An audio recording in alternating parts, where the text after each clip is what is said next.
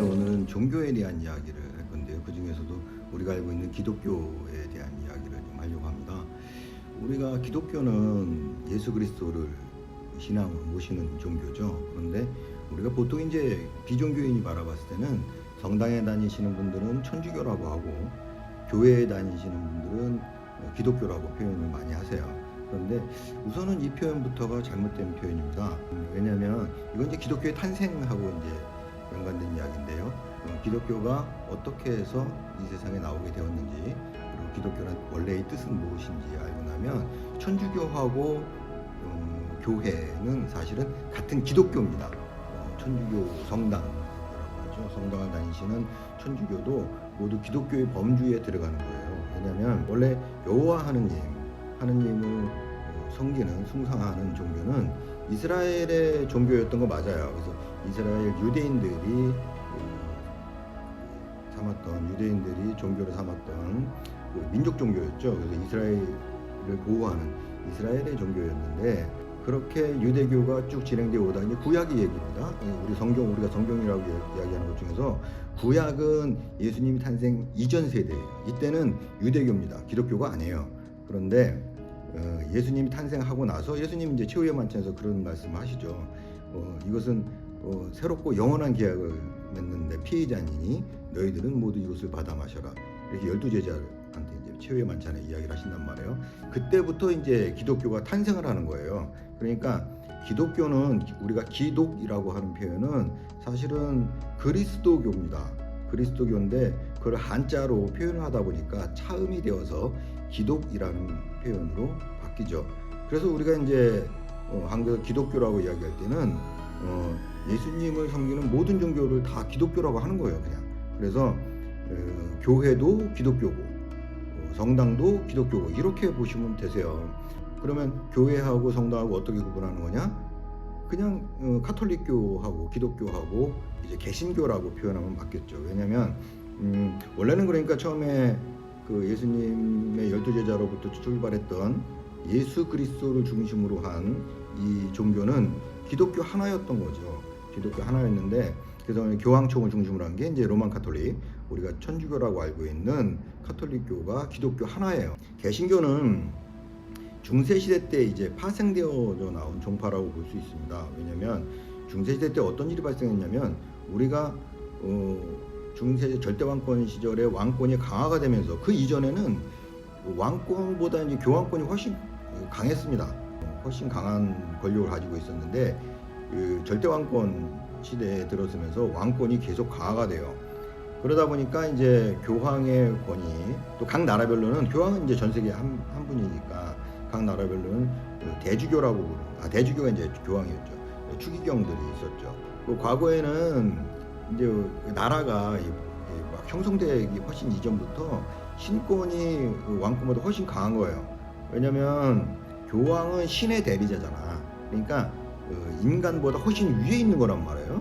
사자라고 표현하는데 신의 사자죠. 그러니까 신을 대리하는 것이니까 가장 높은 권위에 있었고, 왕은 인간들이 만들어낸 거잖아요. 그러니까 뭐 작은 나라도 있고 큰 나라도 있고 하니까 어차피 왕이라는 건 인간들끼리 모여가지고 그냥 우리 이 중에서 네가 지도자 해라 뭐 이렇게 된 거잖아요. 그러니까 왕권보다는 신권이 훨씬 강했고 신권을 대리하고 있는 교황의 권한이 훨씬 더 강했던 시절이죠. 중세시대에 이르러서 이제 왕권이 강화가 돼요. 군대도 있고 전쟁도 치르고 막 이러면서 왕들이 자신의 권력을 강화를 시키는데, 여기에 걸림돌이 누구냐? 추기경들이야. 각 나라에 있는 추기경들이고, 심지어는 이제 교황이 이제 걸림돌이야. 그러니까 내가 아무리 힘이 세진다고 하더라도 신권에 도전하기는 좀 째거든. 그러니까 서로 이제 그때 당시에 나도 만만치 않은데 이렇게 경쟁을 하는 관계였었는데, 그러면 각 나라의 추기경이나 교황은 뭐를 하고 있었냐? 가만히 보니까 여태까지 꼼짝도 못하던 것들이 점점 힘이 세진단 말이야. 그 어떻게? 나도 이 권력을 좀 강화해야지. 그래서 권력을 강화하려고 하다 보니까 뭐가 필요하냐면 두 가지가 필요해요. 군대와 돈이 필요합니다. 그래서 이제 우리가 소설 중에서 삼총사라는 소설 많이들 아시죠? 삼총사라는 소설은 그 시대를 시대 배경으로 하고 있어요. 그래서 프랑스에서 이 추기경과 왕가의 암투를 배경으로 해서 이제 왕의 군대가 있고 또 추기경의 군대가 따로 있어요. 그런 배경이거든요. 그래서 이 이 종교인데도 불구하고 추기경들은 또 교황은 자신들의 군대를 키우기 시작해요. 아니, 이미 가지고 있었지. 이미 가지고 있으니 더 강화를 해요. 왜냐면 왕권에 밀리면 안 되니까. 그래서 이렇게 군대를 가지고 있고 사병을 가지고 있고 왕하고 경쟁하는, 또 왕을 견제하는 이런 그 권력 양분하고 있었던 시절인데, 이때 이렇게 자신들의 권력을 강화하고 점점 약해지는 시절이었거든. 왕은 실제로 영주들이 이제 그 당시 농장을 가지고 있고 뭐 이러니까 실제로 집행하는 거였고, 이제 교황이나 추기경들은 신권은 이제 신의 대리자로서 있었던 거니까 점점점 더 왕권이 강화되는 시기죠. 그래서 아마도 추기경들이나 교황들은 자신들의 권위에 도전하는 왕의 권한이 커지는 것을 경계했던 것 같아요. 그래서 이때 군대를 강화하고 권한을 강화시키고 싶었는데, 이때 필요한 게 돈입니다. 그래서 자금이 있어야 뭐를 하고 월급도 주고 막 할 거 아니에요. 그래서 절대적으로 경제적인 것이 필요한데, 사실은 이 경제적인 것은 왕들이 가지고 있었어. 농장을 가지고 있었으니까 전부 소유권은 뭐 왕한테 있었던 거지. 그래서 왕은 계속 권한이 강화되는데 신권은 그러지 못했어요. 그래서 이때 나오게 된 것이 뭐냐면 소위 면죄부예요.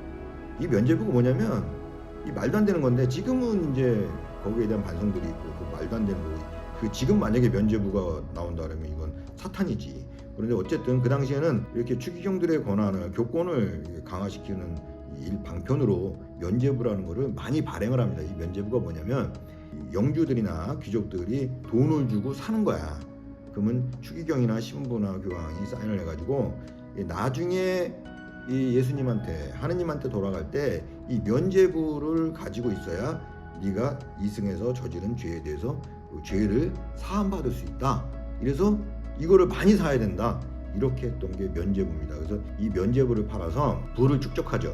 부를 축적하고 그 축적된 부를 가지고 군대를 만들고 자신들 권한을 강화하는 데 사용을 해요. 이런 모습을 보다가 이제 종교 개혁가들이 등장합니다. 그래서 한두 사람은 아니고 이제 유럽 사회에, 그 당시 이제 세계관으로서는 유럽이 세상의 전부입니다. 사실 뭐 미국이라든지 아시아라든지 그 사람들은 뭐 아예 그런 세계가 있는지도 몰랐으니까. 콜럼버스가 이제 대항해 시대 이전에는 뭐 전혀 다른 세계는 없는 거니까 유럽이 전체야. 근데 유럽에서 여러 나라에서 종교 개혁가들이 등장해요. 종교 개혁은 반성을 하는 거죠. 이게 무슨 종교냐? 면죄부나 팔고 말이야. 그 면죄부뿐만 아니고 종교 개혁을 주도했던 마르틴 루터가 90여 개, 93개인가요? 95개 정도의 반박문이라는 것을 성명을 내요. 그게 이제 종교 개혁의 시작인데, 지금 종교는 예수님이 우리에게 주었던 그 종교가 아니다. 그래서 이 사람들은 성경으로 돌아가라. 성경을 제일 최고에 두고 나머지는 전부 인간이 만든 제도니까 나머지는 권위를 인정할 수 없다. 그래서 인류 최초로 교황의 권위를 전면으로 부정합니다. 이게 종교 개혁이에요. 그래서 교황도 사람이 만들어낸 거 아니냐? 언제 예수님이 교황 만들려고 했냐? 이것은 말이 안 된다. 해서 그런 종교 개혁을 통해서 탄생한 것이 오늘날 교회, 그러니까 개신교예요. 침례교라든지 성공회라든지 이런 것도 이제 그때 이제 막 만들어져, 종파가. 그리고 로만 카톨릭은 이제 반성을 하죠. 그 종교 개혁 이후에 철저한 반성을 통해서 로만 카톨릭은 한때 막 무너졌다가 다시 부활을 해서 가톨릭 교회는 그대로 살아남고, 거기에 이제 그때 종교개혁 당시에 파생되었던 개신교는 이제 여러 종파로 나뉘어서 오늘날 교회가 됩니다. 그래서 이 교회는 그렇기 때문에 교황의 권위를 인정하지 않아요. 그냥 성경으로 돌아가자니까 성경에 나와 있는 대로 우리가 해야 된다. 면죄부 따윈 없다. 뭐 이런 거거든. 그래서 그 지금의 개신교가 굉장히 배타적이죠. 그 배타적일 수밖에 없었던 이유는 뭐냐면 모든 종교를 부정합니다. 그래서 개신교는 자신들의 종교 이외에는 나머지는 전부 이단이고 사탄으로 보는 거고요. 카톨릭마저도 이단으로 봐요. 사탄이지. 왜냐하면 성경으로 돌아간다 했잖아요. 여기에 철저하게 그쪽에 초점이 막혀진 거예요. 초기에 이제 교회들은. 그래서 성경에 뭐라고 되어 있냐면, 나로 말미암지 않고서는 아버지 곁으로 갈 수 없다. 이게 예수 그리스도님께서 직접 하신 말씀이거든.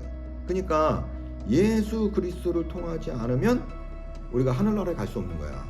그리고 여호와 하느님 곁으로 갈 수 없는 거야. 그러니까 우리가 천국을 간다, 하느님 나라에 들어간다. 이것이 이제 기본 그 기독교의 입장인데, 이것을 철저하게 따르는 것이 개신교예요.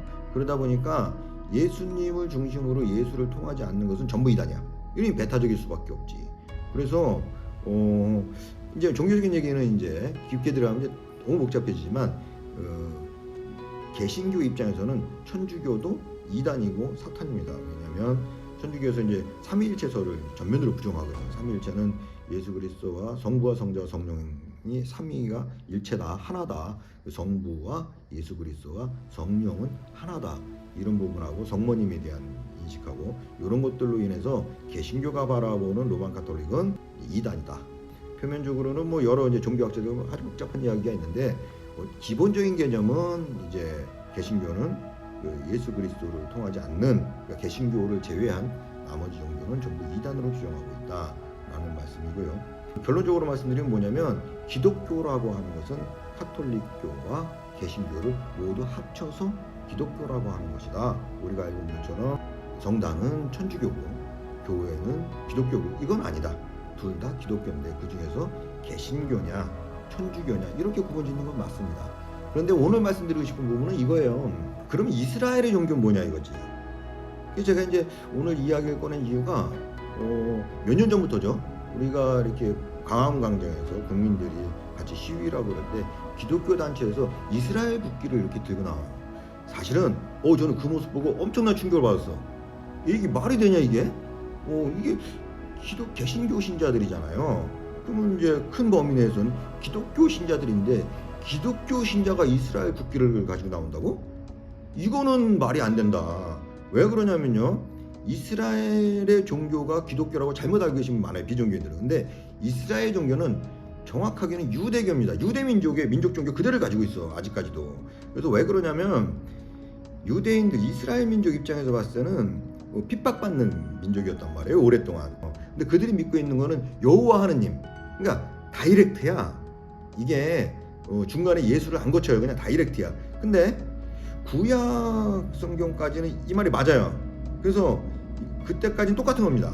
여호와 하느님으로부터 이렇게 쭉 내려오는 이스라엘 민족 종교였던 거 맞고 그 당시에 여호와 하느님은 인간적인 면에서 본다면 굉장히 냉정하고요. 굉장히 배타적입니다. 왜냐면 우리 성경에 나와 있잖아요. 이미 이민족과의 전투가 발생되면 그냥 막 여호와 하느님이 딱 나타나가지고 이민족들을 싹쓸이 해버린 거야. 싹 밀어버리고 다 죽여버리고 막 이래요. 그리고 막 기적을 일으켜가지고 이스라엘 민족들이 살아남을 수 있도록 막 하고 그러면 다른 민족을 다 죽여버리는 거지. 그리고 뭐 고동과 소모라 해가지고 불기둥으로 싹 없애버리고 노아의 방주 이런 거 나오잖아요. 그래서 이 당시에 표현됐던 여호와 하느님의 모습은 굉장히 냉정하고 어떤 면에서 배타적입니다. 내 말 안 되면 다 죽여버리는 거야 그냥. 이들이 그 당시 로마 집정 시대니까 로마의 집정관들이 실제 행정을 담당하고 있었단 말이에요. 그 밑에서 이게 노예처럼 생활하고 있는 거야. 이스라엘 민족은 거기서 이제 식민지처럼 생활하고 있는 거지. 근데 이때 이스라엘 민족이 오랫동안 기다리고 염원했던 건 뭐냐면 메시아예요. 이게 메시아면 이제 구세주지. 구세주고 군주를 의미한단 말이에요. 이스라엘 왕이야. 그래서 우리 캐롤 같은 데 보면 이스라엘의 왕이 태어났다고 하잖아요. 그래서 예수 그리스도가 이스라엘 왕으로 태어난 거예요. 그래서 메시아가 온 거지. 하느님의 영을 받고 인간들을 구원하기 위해서 메시아가 와요. 근데 이스라엘 민족이 기대했던 메시아는 누구냐? 다윗 왕이나 솔로몬 왕 같은 이런 메시아를 기대했던 거야. 자신들의 왕이니까. 이스라엘 왕이 딱 나오면 여태까지 핍박받고 괴롭힘 당했던 이민족 이교도들을 싹 쓸어버리고 이스라엘이 이제부터 영광을 찾는 것이다. 그래서 다윗 왕이 골리앗하고 싸워가지고 왕이 되잖아요. 그래서 다윗 왕은 전쟁의 영웅이에요. 계속 전쟁을 통해서 이스라엘 민족을 부강하게 만들고, 솔로몬 왕은 이제 재물을 가지고 있죠. 굉장히 부강한 나라, 지혜를 가지고 굉장히 부강한 나라를 만들어요. 그래서 이스라엘 민족은 메시아를 계속 기다리는데, 이런 그 다윗 왕이나 솔로몬 왕 같은 굉장히 뛰어나고 위대한 능력을 가진 왕이 딱 나타나서 우리가 핍박받고 괴롭힘 당했던 저 이교도, 이민족들을 다 죽여버리고 우리 이스라엘 민족이 잘 먹고 잘 살게 해주기를 기대했어.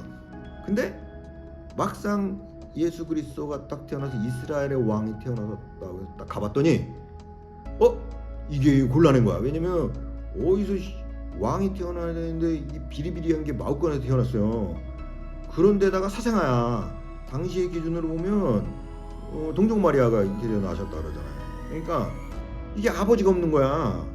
출신 성분 자체가 이게 이상해. 예?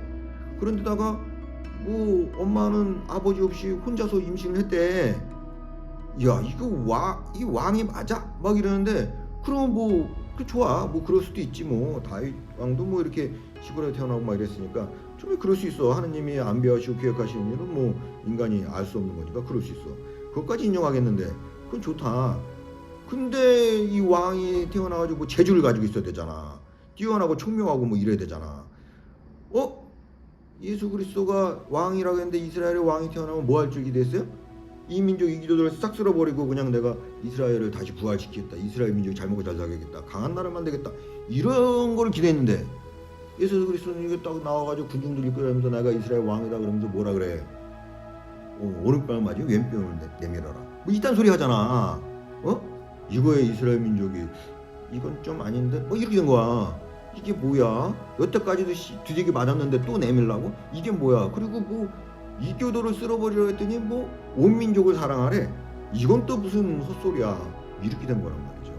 그래서 이스라엘 민족은 도저히 이 예수 그리스도를 왕으로 받아들일 수가 없었어요. 그래서 사실은 본시오 빌라도 치하에서 예수 그리스도가 십자가에 못 박혀 돌아가시게 되는데, 본시오 빌라도한테 그 예수 그리스도를 밀고 하고 이 사람은 죄인이다, 이 사람은 죽여야 된다, 이렇게 했던 건 이스라엘 민족이에요. 유대 민족들이라고. 그래서 몇 번을 거절을 해요. 빌라도가 몇 번을 거절해. 이게 내가 아무리 봐도 이게 예수 그리스도가 뭔 죄를 저질렀는지 모르겠다. 근데 니네 왕이라며. 그러니까 니들이 뭔 죄를 저질렀는지 해서 갖고 와. 내가 이거 도저히 집행을 못하겠어. 이렇게 몇 번을 거절해요. 실제로 유대인들이 이스라엘 민족들이 다 모여가지고 어떻게든 예수를 제껴야 돼. 안 제끼고 예수가 그냥 왕이라 그러잖아. 이스라엘 부활은 없다. 큰일 났다. 그래서 이들이 결론 내린 건 뭐냐면, 그러면 예수가 메시아가 아닌 걸로 하자. 이게 결론이에요. 그래서 예수 그리스도는 우리가 기다렸던 메시아가 아니다. 이렇게 결론을 내리고 메시아가 아닌데 메시아라고 하고 저렇게 이스라엘 민족을 몰고 다니니까 큰일 났다. 예수 그리스도도 이게 3년간 행적을 벌이면서 기적도 일으키고 군중도 일으키고 가르침을 많이 주잖아요. 저대로 그냥 놔두면 이거 큰일 났다. 그래서 어떻게 하느냐? 예수를 제거할 계획을 세우는 거예요. 예수가 없으면 다시 평화로워져. 왜? 아직 메시아가 안 왔다라고 생각하는 거지. 그래서 유대교의 입장에서 또 이스라엘 입장에서는 예수 그리스도를 메시아로 인정을 하지 않으니까, 그러면 메시아는 누구냐? 앞으로 올 것이다. 그래서 기다려야 된다.